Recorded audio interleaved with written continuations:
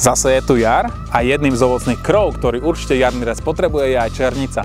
A my si do 1 minúty ukážeme, ako ju ostrihať.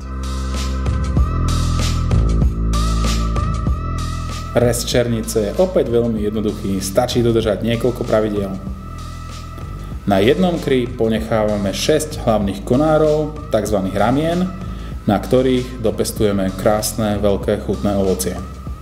Tieto konáre majú životnosť 2 až 3 roky, preto si musíme popri nich pestovať aj tzv. Záložné. Ak sa na rastline nachádza prestarnutý hlavný konár, jednoducho ho odstránime a nahradíme novým. Pokiaľ by sme černici oporu nedali, zbytočne by zahusťovala, úrodu by prinášala len na obvode svojej korunky a jej plody by neboli dostatočne veľké.